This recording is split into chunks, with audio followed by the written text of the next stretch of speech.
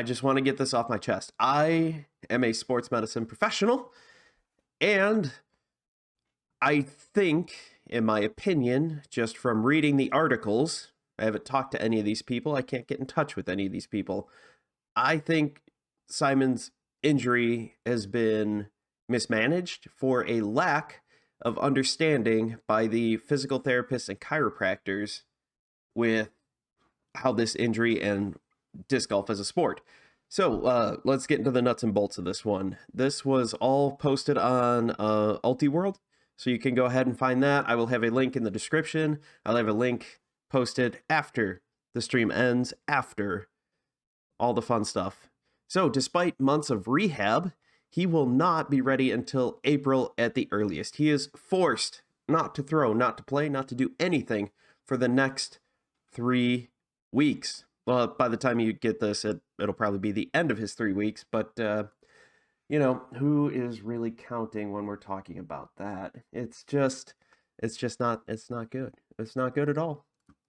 Anyway, after that, he will go into an 8-week progressive return to play. So he will start out throwing short and soft and progressively get harder and harder and longer. Wow, out of context, that sounds really bad.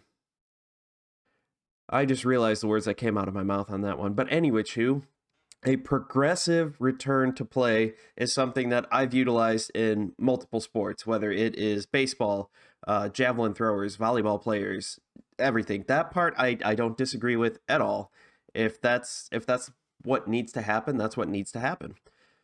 After that, he might play some local stuff. He doesn't think he'll jump straight into touring because he isn't mentally ready. You know what I mean? Like you got to work back into it. He hasn't been preparing like he normally would during the off season. So he really needs some time to get back into the swing of things, play a couple local things, and who knows, maybe he will just adjust. Yep, wrong way. There we go. Maybe he'll be ready at the end of April, maybe May. He's hoping to hit the West Coast swing, and when that starts up, which we'll get into the start of the West Coast swing in a few moments. He's worked with Disc Golf Strong Seth Muncie, chiropractors, and just a little thing here, Disc Golf Strong, he is a personal trainer, chiropractors, massage therapists, and physical therapists. And I hate to call out Ultiworld on this one, but I'm going to do it. A masseur or a masseuse, that is not what you call a massage therapist. Just little friendly tip there. If you call him a masseur or masseuse or something along those lines, you will be talking about the kind that give you a happy ending. Talk to Robert Kraft. He knows all about happy endings. Go look it up if you don't remember that. That was a couple years ago. Patriots owner got caught going to massage parlors. Yeah. Anyway, massage therapist, just getting it out there, letting you know. He worked 5 days a week with Seth Muncie. Now, nothing against personal trainers, but you don't know rehab. You know how to get people strong who are already healthy. Personal trainers, and this is me going on my soapbox a little bit here, personal trainers can range from awesome, epically awesome, to epically dangerous because there's no standard. There's no unified, this is the personal trainer degree. You can, with just a high school degree, take an open book test, even if there is even a test, and just go ahead, pay someone $200 and boom, you're a personal trainer. That's it. What makes you a personal trainer? What knowledge do you have? Do you know exercise? Well, I played football, and this is what my strength coach did. Well, I hate to tell you this, but your strength coach probably doesn't know anything, probably is going off of what he did and what his coach did and what that coach did and what that coach did, which is just god-awful terrible because they're just doing what they've done in the past. There's no science. There's no understanding of anatomy, understanding of movement behind it. The best personal trainers understand that. They have an understanding of anatomy. They have an understanding of kinesiology. They have an understanding of biomechanics, an understanding of physiology. Whether or not they know the exact details of the Krebs cycle, that's a whole different story there. I don't even remember all that because in one ear, out the other, because it's not as helpful. uh, Knowing the details, knowing the general scope of things is a lot better, but I digress. So I don't know what kind of certification he has. I'm hoping that he does have qualified certifications there, but that does not mean that he's qualified to work with injured athletes for rehab. That is the job of athletic trainers, physical therapists, occupational therapists. We all have our own lanes. There is some crossover, but for the most part, those are different populations, generally speaking. For the most part, generally speaking, physical therapists work geriatrics and general population. Athletic trainers typically work with athletes and industrial. Occupational therapists try to get people who have maybe some sort of disability. They don't have full function in their arm anymore after a stroke. And instead of the big difference between OT and PT will try to get you back to what you were before.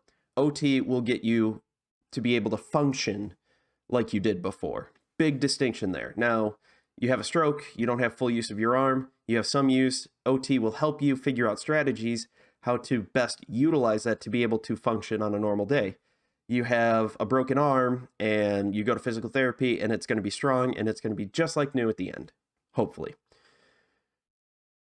Athletic trainers kind of have that physical therapist-ish, but we specifically work with athletes and have a better understanding of high-level play and return to that.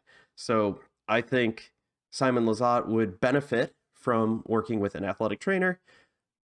End of rant, end of soapbox, just a different, that's it. So anyway, he was going to see this guy 5 days a week. He was going a couple days a week to chiropractors, massage therapists, and physical therapists. Pain would decrease, but it still persisted. This is considered an overuse injury. On my short, you heard me talk about where it could be an overuse injury where it is specifically the elbow that hurts, or it could be something somewhere else that hurts. Fun fact, the body doesn't always know how to interpret pain. It is sometimes confused. If you've ever heard, someone's having a heart attack, their left arm hurts. Fun fact, their left arm does not hurt. That is called referred pain. Something that can happen is you can have a muscle knot or some issue in the shoulder blade, and it can affect bicep pain. It can mimic bicep pain, and you can think it's a bicep issue. It's a bicep tendonitis, but it's not. It is something wrong with your shoulder blade. Easily overlooked, understandable, just I hope that was screened and made sure that that is not an issue. MRIs and x-rays that he had way back in November all came inconclusive. So whether it is an overuse injury, x-ray, unless he broke something, unless he has a broken bone, won't show anything. Maybe a bone spur, but I doubt that. MRI, if it is an overuse, it might show a little something. It depends on how bad it is. And this sounds like it was relatively bad for him, but I don't know, because everybody is different. Big surprise. Everybody's body reacts differently to stresses placed on from activity like that. So it may or may not show up on an MRI, and the resolution of the MRI might not be that great. And the tech reading it, the doctor reading it, might not have a lot of experience with that.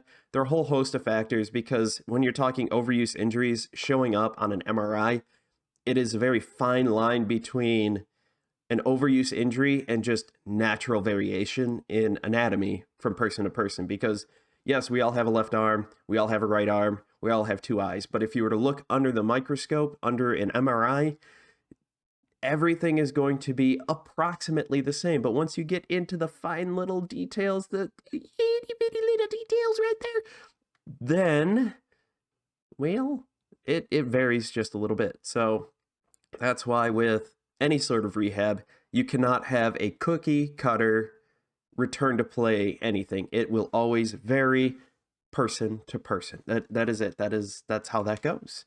Now, I'm sure everybody else here has some other things that they want to talk about with this. Let me know down in the comments below what you think of Simon's issue. Hopefully, he gets back soon.